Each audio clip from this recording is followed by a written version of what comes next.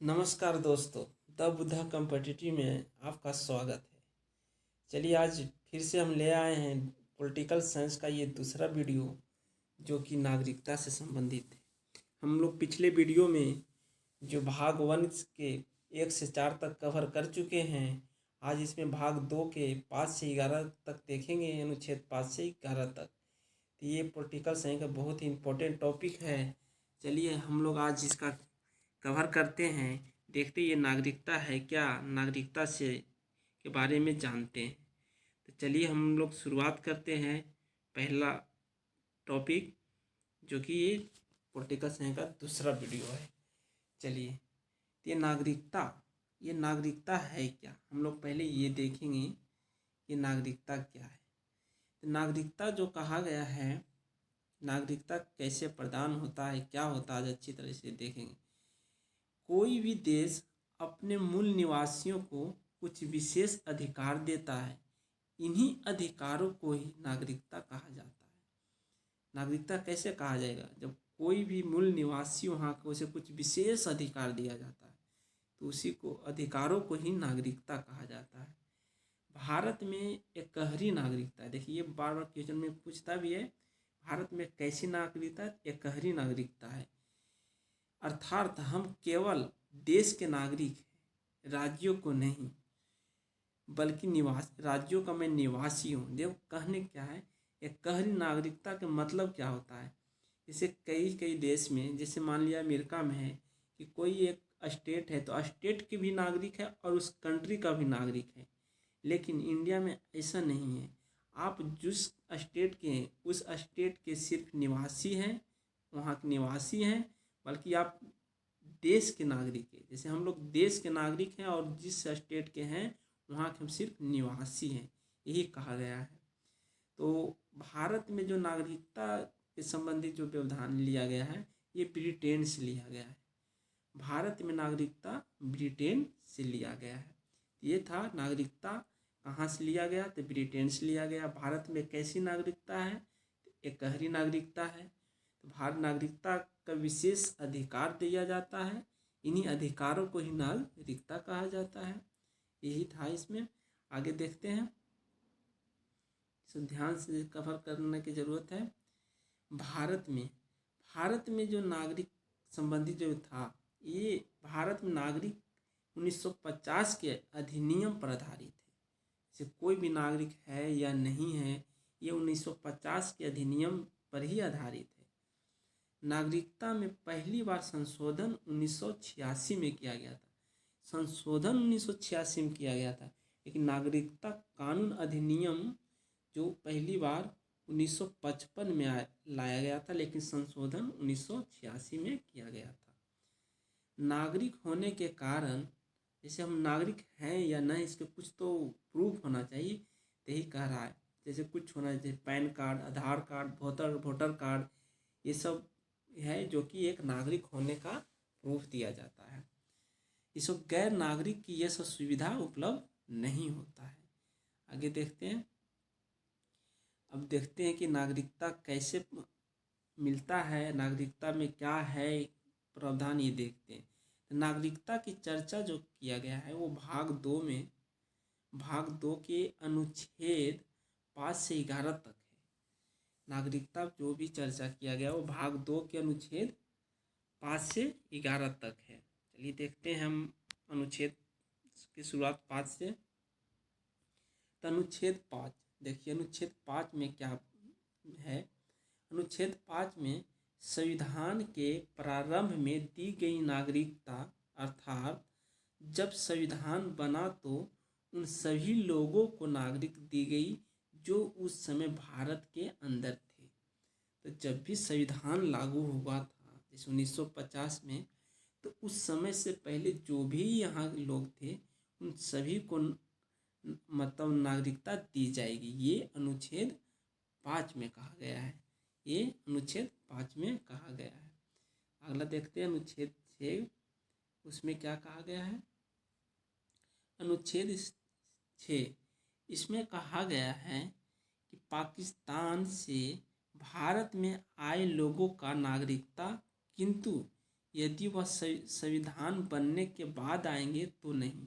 जैसे कि भारत पाकिस्तान 1947 में अलग हुआ, तो उसके पे बहुत सारे कोई लोग पाकिस्तान चले गए, कोई इंडिया चले आए, ऐसा बहुत कुछ हुआ था उस समय।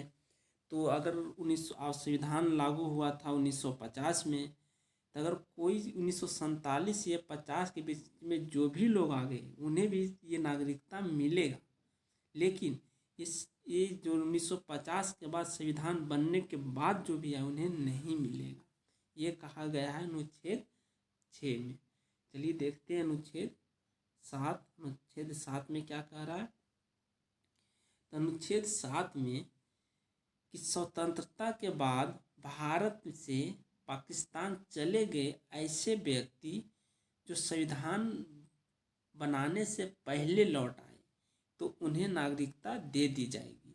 यही चीज़ है कि जो भी स्वतंत्रता के बाद भारत से चले गए ऐसे व्यक्ति को जो संविधान बनने से पहले लौट आए उन्हें भी नागरिकता दी जाएगी, यही है कह रहा है।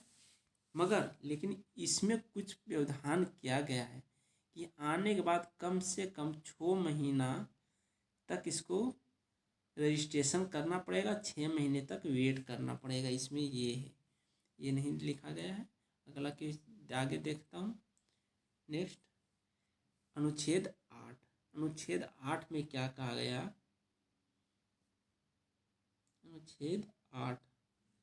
अनुच्छेद 8 में है कि विदेश भ्रमण या नौकरी करने पर भारत की नागरिकता समाप्त नहीं होगा। अगर मान लिया जाए कोई लोग विदेश भ्रमण करने के लिए गए, घूमने के लिए गए, कहीं कोई विदेश में नौकरी करने के लिए गए, तो ऐसा नहीं कि वो वहाँ चले गए तो यहाँ की नागरिकता समाप्त हो जाएगा। तो ये अनुच्छेद 8 में कहा गया कि विदेश भ्रमण या नौकरी करने के पर भारत की नागरिकता समाप्त नहीं होगा, ये अनुच्छेद 8 में कहा गया है। अगला देखते हैं आर्टिकल 9। 9 में क्या है? 9 में कहा गया है कि विदेशी नागरिकता लेने पर भारत की नागरिकता समाप्त कर दी जाएगी। तो ये तो होने ही है कि भारत में एक गहरी नागरिकता है, तो अगर आप विदेश में जाकर विदेशी नागरिकता प्रदान कर लेता है तो यहाँ स्वतः ही नागरिकता समाप्त हो जाएगी, क्योंकि यहाँ सिर्फ भारत का है तो भारत के ही नागरिक रह सकते हैं, विदेश की नहीं। हमें दोहरी नागरिकता नहीं है। चलिए आगे देखते हैं आर्टिकल 10। आर्टिकल 10 में क्या कह रहा है कि भारतीयों को नागरिकता बनी रहेगी तब तक जब तक कि वह कोई देश विरोधी कार्य न करे, ये अनुच्छेद 10 में कह रहा है। जैसे कि कोई भी नागरिक देश के प्रति, देश के विरोध में के प्रति कुछ गलत न करे तो वो नागरिकता बने रहेगी।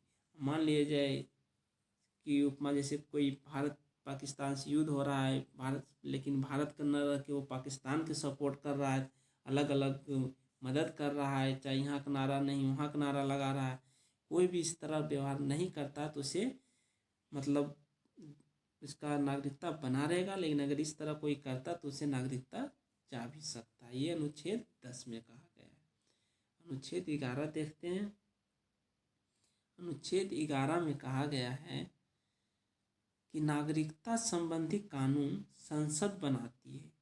नागरिकता संबंधी जो भी कानून है वो संसद बनाएगी। इसका जो जिम्मेदारी है वो गृह मंत्रालय को दिया गया है। नागरिकता संबंधी जो भी कानून वगैरह जो भी है वो सब गृह मंत्रालय को दी गई है, वो संसद बनाती है। आगे देखते हैं। ये तो था आर्टिकल में, किस आर्टिकल में क्या कहा गया है। और ये देखते हैं नागरिकता प्राप्त करने की विधि, मतलब किस प्रकार से हम नागरिकता प्राप्त कर सकते हैं। अगर कोई नागरिकता प्राप्त करना चाहे तो कैसे प्राप्त कर सकता है। तो भारत में नागरिकता प्राप्त करने की 5 विधि है। तो देखिए ये भी पूछा जाता है कि भारत में नागरिकता प्राप्त करने की 5 विधियां हैं, जिसमें पहला देखते हैं। पहला कौन सा विधि है? तो पहला विधि है जन्म के आधार पर। भारत में जन्म लेने वाले सभी बच्चों को नागरिकता दी जाएगी यदि उनके माता पिता भारत के नागरिक हो तो। जैसे एग्जाम्पल के लिए हम सब को कैसे नागरिकता मिला, क्योंकि हमारे माता पिता दादा दादी वगैरह जो भी है वो सब यहाँ के नागरिक थे, तो अपने स्वतः ही हम लोग को नागरिकता मिल जाएगी। लेकिन ये चीज़ 1955 से नहीं था। 1955 से पहले था जो कि आया था नागरिकता कानून अधिनियम, कि सिर्फ था कि भारत में जन्म लेने वाले सभी बच्चों को नागरिकता दी जाएगी, सिर्फ इतना ही था। तो ऐसे में तो गलत था कि कोई भी बच्चा इंडिया में आके जन्म ले तो यहाँ का नागरिक हो जाएगा। लेकिन ये संशोधन किया गया 1986 में। 1986 के संशोधन के बाद ये जोड़ दिया गया कि यदि उनके माता या पिता भारत के नागरिक हो तभी ये मतलब नागरिकता मिल पाएगा।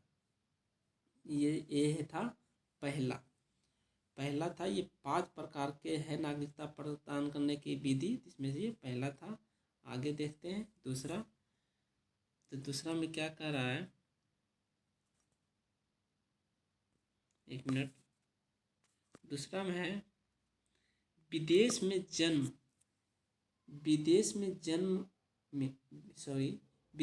जन्म लेने वाले बच्चों को भी नागरिकता दी जाएगी। ये जो कह रहा है 2 में कि विदेश में जन्म लेने वाले बच्चों को भी नागरिकता दी जाएगी, परंतु इसमें देखिए कुछ, यदि उसके माता पिता या दोनों में से कोई एक भारत का नागरिक हो, मतलब दोनों में से कोई एक भारत का नागरिक होना चाहिए, चाहे वो माता हो या पिता। देखिए एग्जाम्पल में दे रखा है शिखर धवन। जैसे शिखर धवन भारत के है, ये अपनी शादी ऑस्ट्रेलिया में किया है, तो मतलब ये जो है उसको खुद ही मतलब नागरिकता मिल जाएगी, क्योंकि इसके बच्चे को, क्योंकि पिता उसे भारत का है, मतलब कोई होना चाहिए। यही कह रहा है 2 में कि विदेश में जन्म लेने वाले बच्चों को भी नागरिकता दी जाएगी, परंतु उसके माता या पिता दोनों में से कोई भारत का नागरिक होना चाहिए। ये था दूसरा नागरिकता लेने की विधि। तीसरा देखते हैं,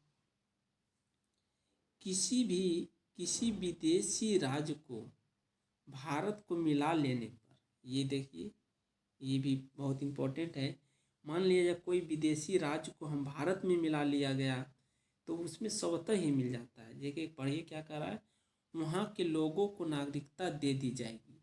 जैसे सिक्किम को भारत में विलय होने के बाद वहाँ के निवासी को दी गई नागरिकता, मतलब खुद ही नागरिकता स्वतः ही प्राप्त हो जाता है।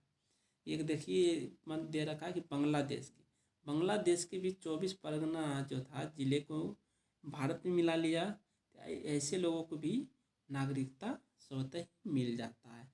इसमें कहने का मतलब है कि विदेशी राज्य को जब भारत में मिला लिया जाए तो वहाँ के जो निवासी जो रहेगा उसे खुद स्वतः ही मतलब नागरिकता प्रदान हो जाएगा। आगे देखते हैं जो कि चौथा जो नागरिकता लेने की क्या विधि है, तो पंजीकरण द्वारा। ये एक पंजीकरण द्वारा भी नागरिकता प्रदान कर सकता है। इस विधि द्वारा नागरिकता प्राप्त करने के लिए व्यक्ति को 5 साल लगातार भारत में रहना होगा। इस विधि द्वारा राष्ट्रमंडल देशों के नागरिकता दी जाएगी। इस विधि द्वारा सिर्फ राष्ट्रमंडल देशों के द्वारा दी जाएगी, लेकिन ये अब 5 साल से बढ़ाकर अब 7 साल कर दिया गया है। अब 7 साल के बाद ये पंजीकरण करके ले सकता है नागरिकता। आगे देखते हैं पांचवा विधि क्या है नागरिकता लेने का। तो पांचवा विधि देशीकरण द्वारा वैसा व्यक्ति जो भारत के किसी एक भाषा को ही जानता हो, मतलब कोई एक भाषा नहीं, जो कि 22 भाषा है, मतलब मान्यता प्राप्त जो भाषा है 22 भाषा हम लोग को, उसमें से कोई एक भाषा को मतलब जानता हो, ऐसे व्यक्ति भारत के प्रति सकारात्मक सोच रखता है, जैसे वैज्ञानिक हो, कला हो, या कोई निपुण या साथ मतलब अच्छे कार्य हो, तो साथ लगातार भारत में और इसमें से 10 साल तक रह रहा हो, मतलब कहने का मतलब है देशीकरण वैसा है कि मतलब वो कुछ भाषा में से भारत को जो 22 भाषा है 8वीं अनुसूची में, इसमें से कोई एक भाषा को जानता हो, भारत के प्रति सकारात्मक सोच रखता हो, वैज्ञानिक या कला या निपुण हो, साथ ही लगातार भारत में 10 साल तक रह रहा हो, तो ऐसे व्यक्ति को देशीकरण द्वारा नागरिकता प्रदान हो सकता है। ये था 5 नागरिकता कैसे प्रदान करे, ये था। आगे देखते हैं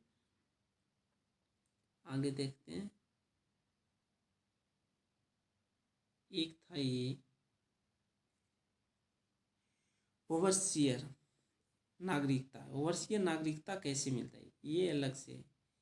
इसे 2005 में लक्ष्मीमल सिंघवी समिति द्वारा जोड़ा गया। ये बड़े बड़े उद्योगपतियों को दिया जाता है जो विदेशी नागरिकता ग्रहण कर लिया है।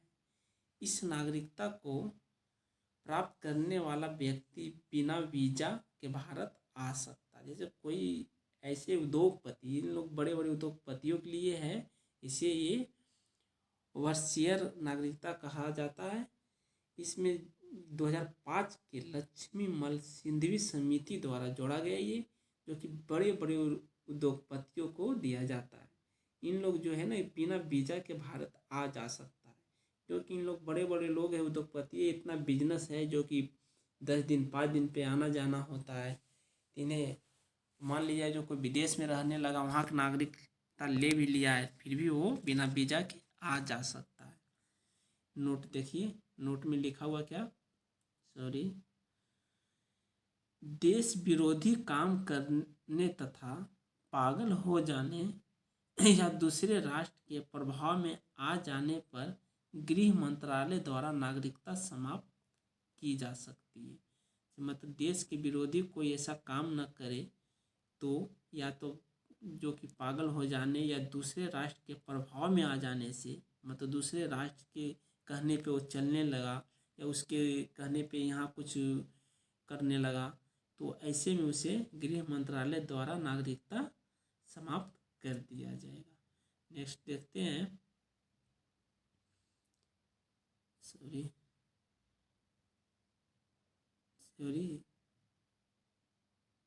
ये क्या, वीज़ा।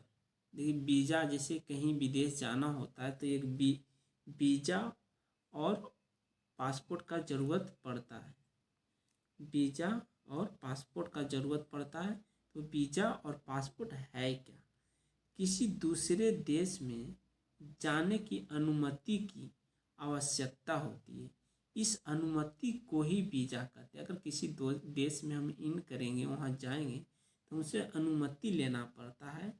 यही अनुमति को ही प्रदान करने के लिए मतलब हम उसे वीज़ा कहते हैं। बिना वीज़ा किसी दूसरे देश में आप प्रवेश नहीं कर सकते।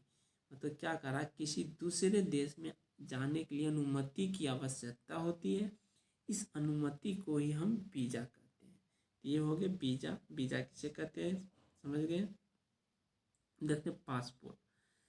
पासपोर्ट किसे कहते हैं, तो पासपोर्ट है अपने देश के छोड़कर दूसरे देश में जाने के लिए खुद अपने देश से अनुमति लेनी पड़ती है। वो तो मतलब जहाँ जाएंगे उससे अनुमति लेना है।